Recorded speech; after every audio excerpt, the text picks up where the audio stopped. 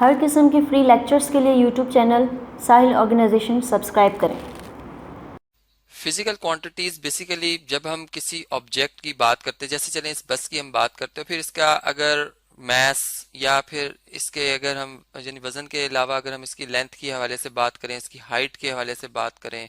तो ये इसकी जो ये प्रॉपर्टीज हैं ये जो कि मेजरेबल हो सकती हैं, ये फिजिकल क्वांटिटीज कहलाती हैं। ठीक है, यानी मैं ये कहता हूँ चलें ये बस इस वक्त ए पॉइंट पे खड़ी है और ये इस तरह से मूव होती हुई बी पॉइंट तक आई है। तो ए पॉइंट से बी पॉइंट तक इसने जो ये फासला तय किया है, डिस्टेंस कवर किया है, ये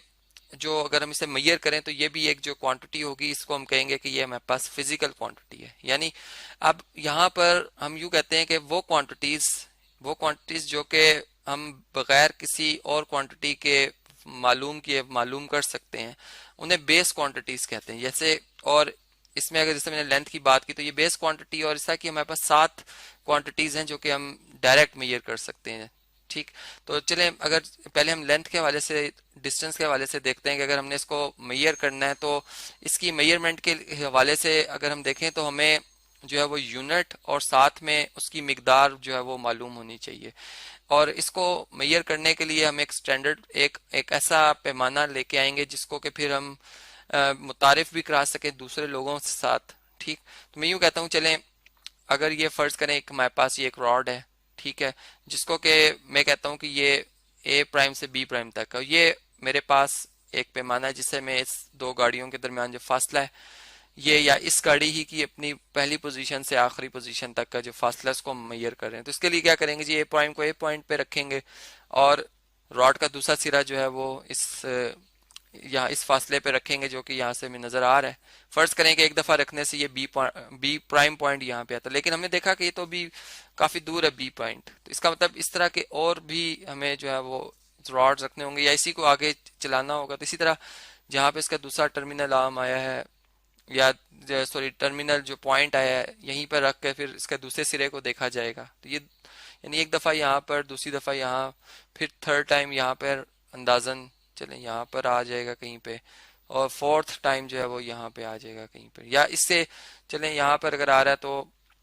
4 और यहाँ पे 5 है, तो ये 4 और 5 के दरमियान है। तो फिर हम यूँ कहेंगे कि ये जो ए और बी के दरमियान फासला है वो 4 पॉइंट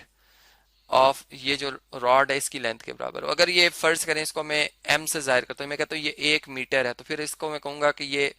4.5 मीटर है फासला ए से लेकर बी पॉइंट तक का। ठीक है, तो इसमें जो 4.5 है अगर हम इसे देखें तो ये हमारे पास मिकदार है यानी मैग्नीट्यूड है, और जो हमारे पास मीटर था, अब मीटर भी हो सकता था, ये इसको हम फीट में भी ला सकते थे, यानी तो हमारे ऊपर है कि हमने किस अंदाजे से इसको मेजर किया हुआ है। तो फिर ये हमारे पास जो है ये एक मेजरमेंट मुकम्मल होती है मैग्नीट्यूड के साथ और यूनिट भी। तो इसी तरह से जो कि ये डायरेक्ट मेजर हुई है तो हमने कहा ये बेस क्वांटिटी है। इसी तरह अगर हम फर्ज करें कि अगर मैथ्स की बात करते हैं, जो कि आम तौर पर हम घरों में भी देखते हैं कि जो हम मैथ्स मेजर करते हैं वो एक तराजू की मदद से करते हैं। ठीक है, और जो कि अक्सर शॉप्स में भी अवेलेबल होता है, जिसके कि दो पेन्स हम इस तरह से बना लेते हैं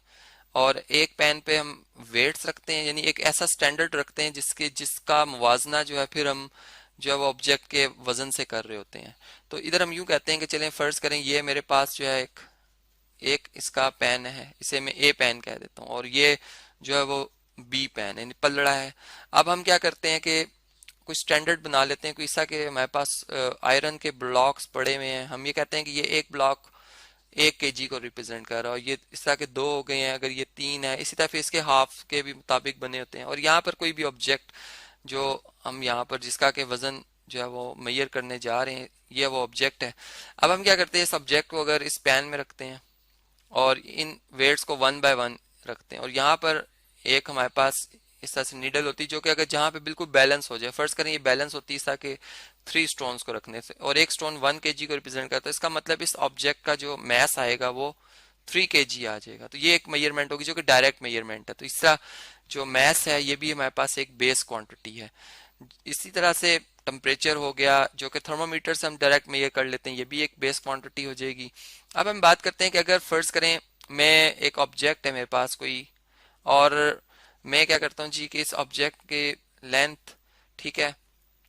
यानी ये जो हमें एक फेस इसका नजर आ रहा है जिसमें कि ये लेंथ और इसकी ब्रेथ है, अगर मैं इन दोनों को मल्टीप्लाई कर देता हूँ, यानी लेंथ और ब्रेथ दोनों बेसिकली बेस क्वांटिटीज हैं।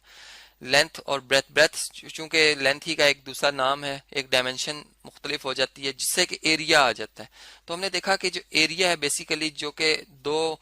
बेस क्वांटिटीज को मल्टीप्लाई करने से हासिल हुआ है, तो ये एक डिराइव्ड क्वांटिटी, यानी ये वो मिकदार है जो कि किसी बेस क्वांटिटी को मल्टीप्लाई करने से हासिल हो रही है। तो इस तरह से हम इसे कह देंगे कि ये डिराइव्ड है। ठीक है, इसी तरह अगर फर्ज करें मैं अगर फासला जो है, इसमें कहता हूँ कि गाड़ी ए पॉइंट से बी पॉइंट तक इसने एक फासला तय किया है, ठीक है, और ये फासला इसने मैं कहता हूँ जी कितने टाइम में कवर किया है, 1 सेकंड में कितना फासला तय किया, या अगर मैं स्टॉप वॉच से ए पॉइंट से बी पॉइंट तक का फासला मैं मेजर करता हूँ, टाइम मेरे पास 5 सेकंड आता है, तो मैं 5 पे डिवाइड करता हूँ तो ये मेरे पास इसकी रफ्तार आ जाएगी, जिससे कि हम अपनी आम लाइफ में भी इस्तेमाल करते ही हैं। तो ये दो बेस क्वांटिटीज को डिवाइड करने से हासिल हुई, जो कि फिर हम ये कहेंगे कि ये भी एक क्या है जी, डिराइव्ड क्वांटिटी। तो यहाँ से हमें पता चला कि बेस क्वांटिटीज को मल्टीप्लाई या डिवाइड करने से जो क्वांटिटी हासिल होती है वो डिराइव्ड कहलाती है, जबकि खाली मल्टीप्लाई करने से जो है वो हमारे पास बेस क्वांटिटी कहलाती है। तो यहाँ पर इन दोनों ही क्वांटिटीज को मैंने अलग अलग लिखा हुआ है। जैसे बेस क्वांटिटीज में जो 7 बेस क्वांटिटीज हैं जिनमें कि लेंथ है, मास है, इलेक्ट्रिक करंट है, टाइम है, टेम्परेचर, इंटेंसिटी ऑफ लाइट और अमाउंट ऑफ सब्सटेंस, इनके यूनिट्स भी मैंने जो है वो मेंशन किए मेरे सामने, ठीक है, जो कि आप देख सकते हैं इनके सिंबल्स भी। साथ ही अगर ड्राइव यूनिट्स को देखा जाए, ड्राइव क्वांटिटीज के यूनिट्स को देखा जाए, यानी इनके यूनिट्स को ड्राइव यूनिट्स कहा जाता है, तो वो वॉल्यूम, जैसे मैंने भी आपको बताया कि लेंथ, ब्रेथ और अगर हाइट भी आ जाए तो ये इसका यूनिट मीटर क्यूब हो जाएगा। इसका फोर्स है, इसका प्रेशर है, वर्क है, इलेक्ट्रिक चार्ज है, वेलोसिटी है, ये तमाम वो हैं क्वांटिटीज जो कि बेस क्वांटिटीज को मल्टीप्लाई या डिवाइड करने से हासिल होती हैं। इसी तरह और भी बेशुमार क्वांटिटीज हैं जो कि डिराइव्ड हो सकती हैं, जबकि बेस की क्वांटिटीज की तादाद 7 है, ये इस अमाउंट से ज़्यादा नहीं हो सकती। और इनकी एक और पहचान कि इनके जो यूनिट्स हैं वो सिंगल हैं अगर आप देखें, जबकि डिराइव्ड क्वांटिटीज़ के यूनिट्स को अगर आप देखें तो इनमें कुछ आपको यहाँ से इनमें फ़र्क नज़र आएगा। जैसे ये मीटर क्यूब लिखा हुआ है,